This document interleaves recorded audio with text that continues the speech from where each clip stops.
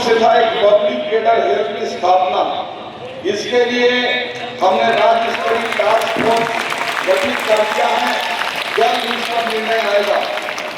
Grade pay के निर्धारण के लिए इसमें ध्यान से सुनिएगा, इसके बाद पानी भरी हो जाएगी। क्या है, कुछ लोग हमारे अधिकारियों पर ग्रेड पे लागू होगा, इसमें से अधिकांश लोगों को नुकसान हो सकता है।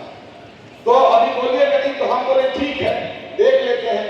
तो हमारे कर्मचारी संघ के जो मीरी जी और उनकी टीम गई बोले भाई हमको भी उसमें शामिल करिए, अगर कर्मचारी के हित में होगा तो नहीं लागू करेंगे। तो बोला ठीक है। तो आपके एनएचएम कर्मचारी संघ से और मुझे लगता है कि मीरी जी अध्यक्ष के नाते उसमें शामिल हैं, हमने टीम बना दी है जिसमें आपका भी प्रतिनिधि होगा।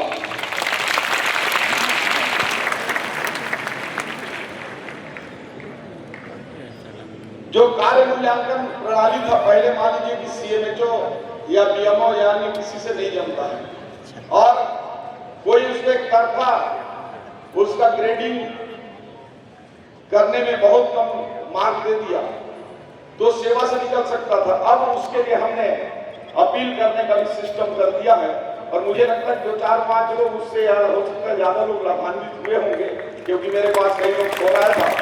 उसके लिए अधिकृत रूप से भी हमने लेटर जारी कर दिया है।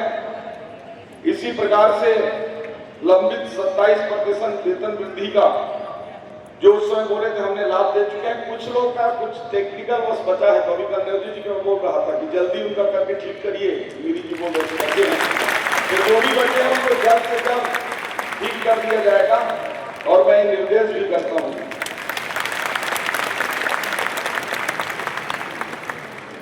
जो मेडिकल अवकाश की मेडिकल एवं अन्य अवकाश की बातचीत थी वो 30 दिवस का सवैतनिक रूप से इसमें होने का आर्डर जारी हो गया है।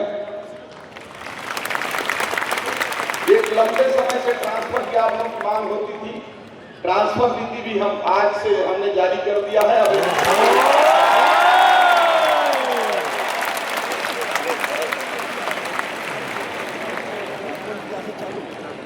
केसलेस इलाज के लिए आप लोगों ने 10 लाख का मांग किया है, लेकिन पूरे प्रदेश में हम लोग 5 लाख अभी फर्स्ट फेज में पूरे सभी कर्मचारियों कर रहे हैं, उसमें एनएचएम के भी कर्मचारी शामिल हैं। इसके लिए हमने बजट में प्रोविजन कर दिया है। इसके साथ साथ अभी तक किसी डिपार्टमेंट में नहीं हुआ है। हम एक बड़ा काम एनएचएम के कर्मचारियों के काम को देखते हुए एक बड़ा फैसला सरकार ने किया है और माननीय मुख्यमंत्री जी को मैं धन्यवाद देता हूं कि आप सब लोग जितना बैठे हैं सबका बीमा हो चुका है, जीवन बीमा। और बीमा के माध्यम से भगवान करे कुछ मत हो, लेकिन अगर आकस्मिक रूप से या सामान्य रूप से कोई मृत्यु हो जाती है तो उसके लिए 6 लाख रुपया का बीमा।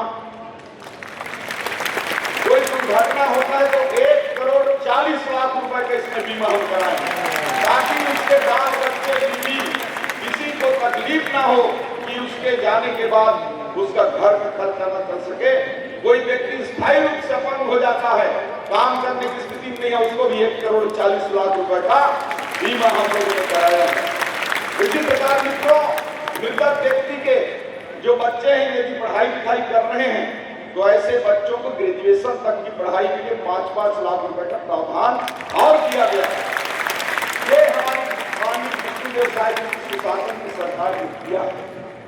आप लोगों का भी मांग में तो नहीं है, लेकिन मेरी जी एक आध मांग और किए हैं, उसको मैं माननीय मुख्यमंत्री जी से निवेदन किया हूँ। उसका खुलासा देखिए अभी मैं नहीं करता हूँ, लेकिन मैं निवेदन करता हूँ कि वो माननीय मुख्यमंत्री जी से कि एक आध 2 मांग है, उसको मैं चूंकि विभाग के जो मुखिया होने के नाते देखिए क्या है, 2.5 साल से जिस प्रकार से आप लोगों के बीच में हूं, मुझे लगता ही नहीं कि मैं हेल्थ मिनिस्टर हूं। आप लोग के बड़े भाई के बराबर किसी का दोस्त के बराबर होती।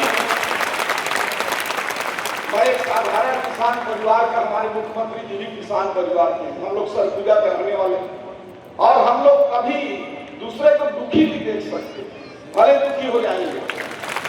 और इसलिए एक परिवार भाव से हम काम करते हैं। और आपने देखा होगा कभी भी कोई छोटा कर्मचारी बैंक आपकी भाव से बड़े भाई की तरह भले कभी कभी डांट फटकार भी कर देता हूँ, लेकिन उतना ही प्यार भी करता हूँ, उतना ही पुचकारता हूँ। इसलिए करता हूँ कि मेरे आप सब लोग भाई बने। अगर आप लोग अच्छे से काम नहीं करेंगे तो हमारा विभाग का नाम कैसे रोशन होगा। और मैं दावे से कह सकता हूँ कि आज छत्तीसगढ़ की स्वास्थ्य व्यवस्थाएं पिछले 2.5 साल की तुलना में कई गुना आगे जा चुके हैं। और